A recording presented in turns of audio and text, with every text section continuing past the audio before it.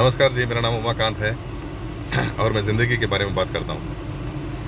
एक ज़रूरी चीज़ जो मैं आपसे कहना चाहता था बहुत दिनों से, ये एक ख़्याल मेरे दिमाग में आता है कि ये प्यार क्या है और प्यार कितने प्रकार के हो सकते हैं। तो आपको ये सुन के आश्चर्य होगा कि ये प्यार कितने प्रकार के, प्यार में भी कुछ प्रकार होते हैं क्या? हाँ, प्यार में भी प्रकार होते हैं। उसको बोलते हैं हम सूडो प्यार। सूडो प्यार जो असली प्यार नहीं है, उसको हम सूडो प्यार बोलते हैं। सूडो प्यार का मतलब ये है कि जो असली जैसा दिखता है लेकिन असली नहीं है। तो इस सूडो प्यार क्या, कैसे होता है, कब होता है, कौन से किस किस समय में आदमी इस सूडो प्यार को की तरफ जाता है। तो देखिए, कभी भी ये एक युवा अवस्था की तरफ में ये सूडो प्यार होने के बहुत संभावनाएं हैं। अभी जैसे कोई लड़की या लड़का कॉलेज में एंटर हो रहा है और ऐसी परिस्थितियां उत्पन्न हो सकती हैं जगह दोनों लड़का लड़की बार बार मिलने की कोशिश कर रहे हैं, क्योंकि उन्हें क्लास जाते हैं, एक तरह का प्रोजेक्ट करते हैं, लैब जाते हैं और हर एक मौके पर उन दोनों का मिलन हो रहा है। तो इस ऐसे रेगुलर मिलन के वजह से क्या होता है, एक दूसरे के तरफ उनका आकर्षण होता है। ये आकर्षण को ही हम लोग ये सोचते हैं कि ये प्यार है, लेकिन इसको हम सूडो प्यार बोलते हैं। इसमें क्या होता है, दुख को आदमी ये प्यार दुख पहुंचा सकता है, ये प्यार दर्द को पहुंचा सकता है, ये दिमागी हालत को ख़राब कर सकता है ऐसा प्यार डिप्रेशन की तरफ लेके जा सकता है आदमी को।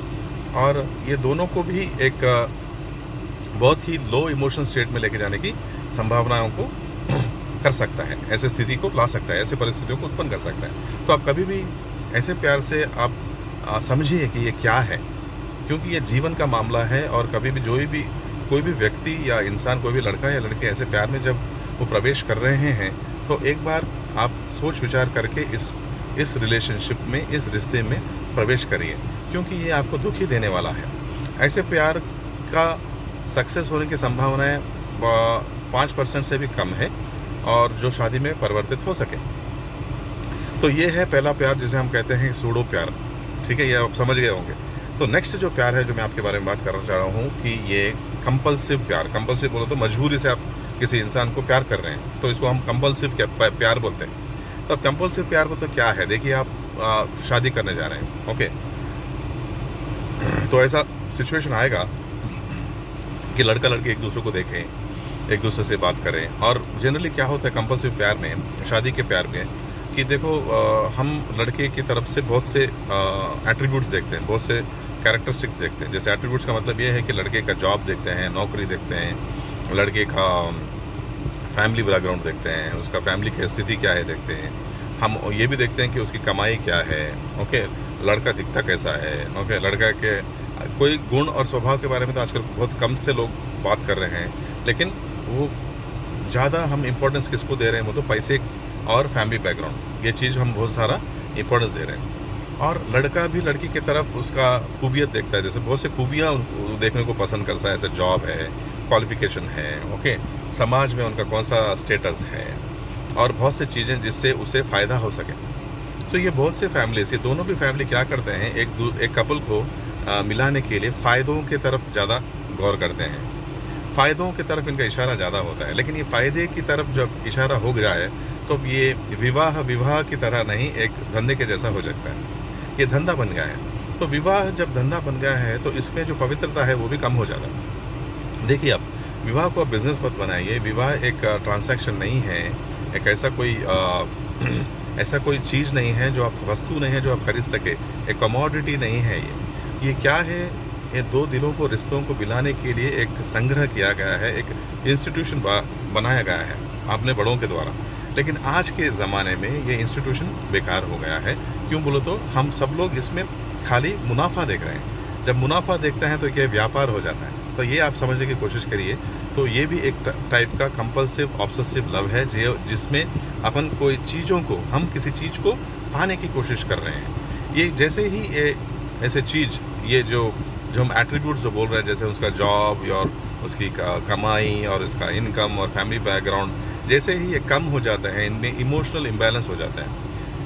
इनके जो गुण है, इनके दिल में जो विचार है, ये विचारधारा है, जब एक दूसरे से मैच नहीं करते, क्योंकि समय के अनुकूल में क्या होता है, समय के बाद, थोड़े समय के बाद इन दोनों के बीच में एक प्यार का संबंध एस्टैब्लिश नहीं हो सकता, क्योंकि उन्होंने प्यार से प्यार को बेस करके शादी नहीं की, इन्होंने खाली ऊपरी चीज़ों को देख के प्यार किया है, शादी किया है। तो ये इसको बोलते हैं हम कंपल्सिव ऑब्सेसिव लव, जो जनरली आज के दिनों में मैरिजेस में हो रहा है, शादियों में हो रहा है। तो थर्ड काइंड ऑफ लव जो है वो है दैविक प्रेम।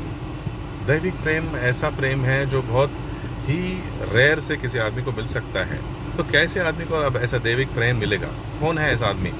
देखिए, जो भी इस जीवन में मुक्ति की प्रयत्न कर रहा है, जो सोच रहा है कि जीवन ये मुक्त हो जाऊँ, मैं परमात्मा से मिल जाऊँ, मैं अपने पार्टनर से, मैं अपने जो भी प्रेमिका है या प्रेमी है, मैं उनको शरीर को से मिलकर हम दोनों एक परमात्मा की प्राप्ति के लिए हम जो प्रयत्न करेंगे, हम उस उद्देश्य के लिए मिलेंगे। ऐसा जो उद्देश्य लेके आदमी आपके ज़िंदगी में प्रवेश करता है, वो दैविक प्रेम की तरफ आपको लेके जाता है। तो ये क्या क्या है? ये देखो, ये समय से परे है।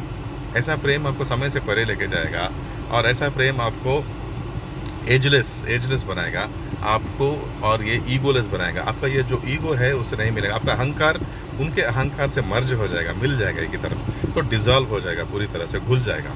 तो अहंकार का घुलना बहुत बड़ी बात है। देखिए, आजकल शादियों में ये हो रहा है कि ये अहंकार, एक का अहंकार दूसरे के अहंकार से मिल नहीं सक रहा है। लेकिन जो मैं बात कर रहा हूँ, पवित्र प्रेम की बात कर रहा हूँ, इसमें दोनों भी अहंकार घुल जाते हैं और समय की अनुभूति उसे मिला। आपको समय की कोई भी अनुभूति नहीं रहती।